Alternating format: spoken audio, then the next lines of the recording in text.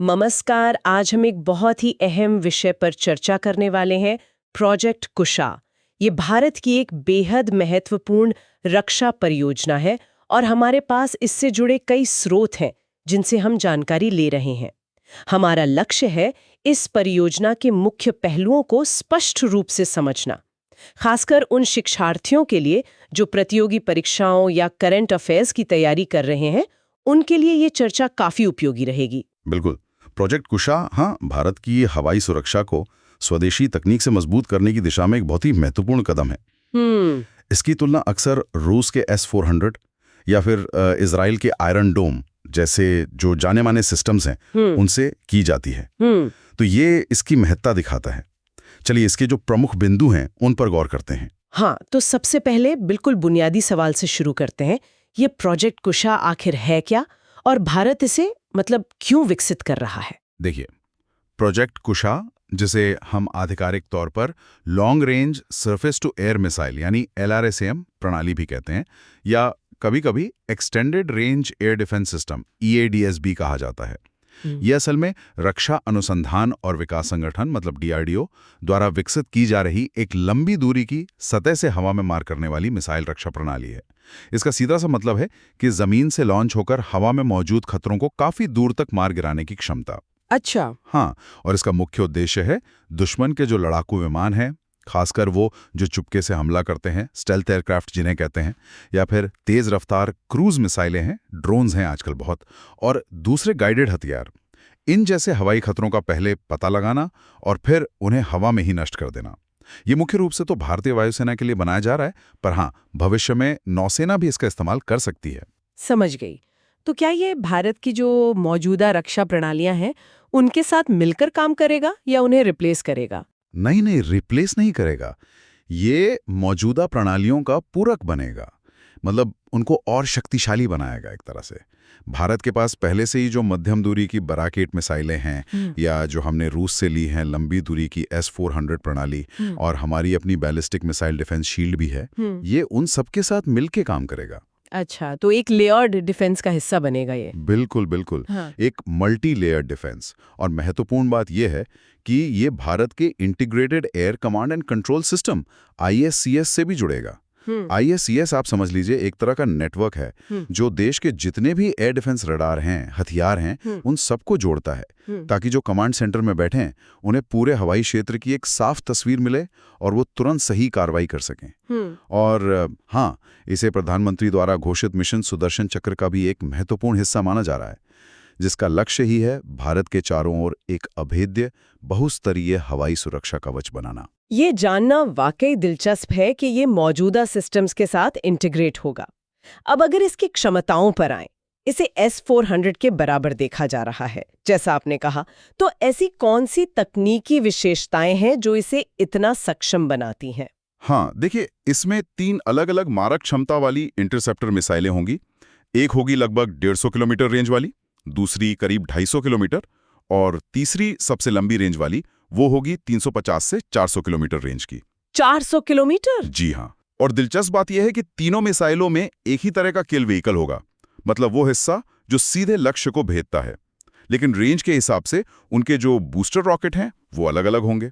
अच्छा, और इसकी राडार और लक्ष्य को भेदने की सटीकता वो कैसी होगी? इसमें बहुत ही उन्नत एडवांस्ड लंबी दूरी के निगरानी और फायर कंट्रोल राडार होंगे। जैसे उदाहरण के लिए इसमें S-बैंड long range battle management radar LRBMR शामिल हो सकता है, जिसकी रेंज आप मानकर चलिए 500 से 600 किलोमीटर तक हो सकती है। बहुत दूर से ही खतरों का पता लगा लेगा। बाप रे, 600 किलोमीटर? हाँ, और मिसाइलों में डुअल सीकर तकनीक होने की उम्मीद है।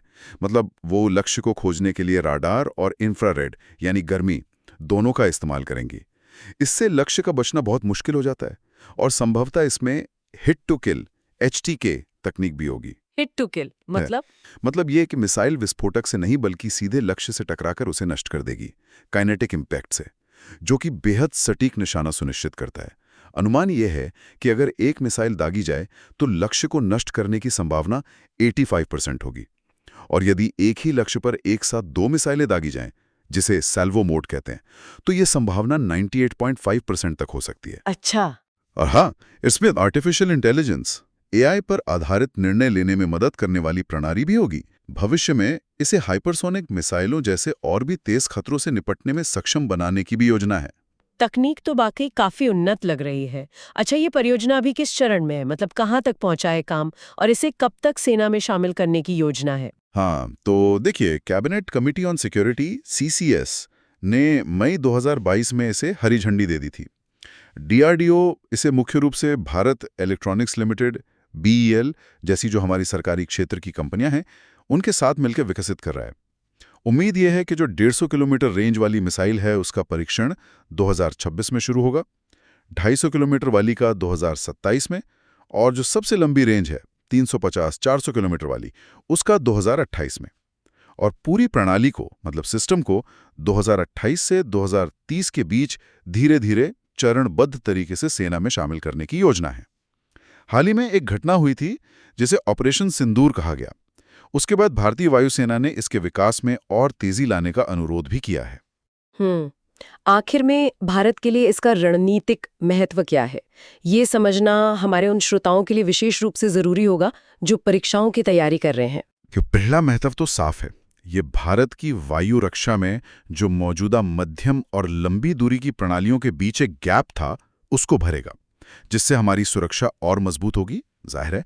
लेकिन मेरे हिसाब से इससे भी बड़ी बात यह है कि ये रक्षा क्षेत्र में आत्मनिर्भर भारत की दिशा में एक बहुत बड़ा मील का पत्थर है। आत्मनिर्भर भारत, हाँ, ये तो बहुत महत्वपूर्ण है। बिल्कुल। स्वदेशी होने का मतलब है कि भारत को अपनी रक्षा जरूरतों के लिए विदेशी सप्लायर्स पर निर्भर नहीं रहना पड़ेगा।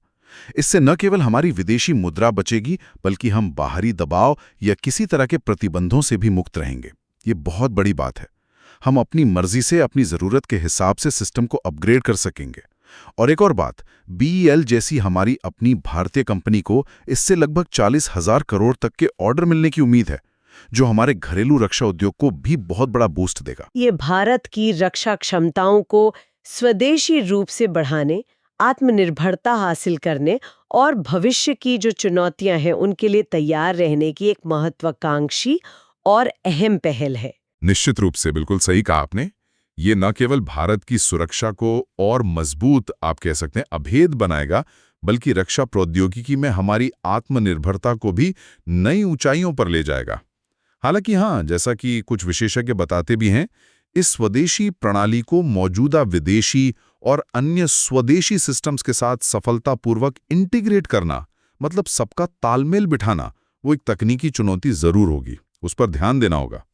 इस पूरी चर्चा के बाद एक विचारणीय प्रश्न मन में आता है, क्या प्रोजेक्ट कुशा, जैसा कि कुछ स्रोतों में संकेत मिल रहे हैं, भविष्य में निर्यात की क्षमता भी रखेगा? और अगर हाँ, तो यह भारत की रक्षा कूटनीति और वैश्विक हथियार बाजार में उसकी स्थिति को कैसे प्रभावित कर सकता है? ये निश्चित रूप से आगे देखने वाली बात होगी।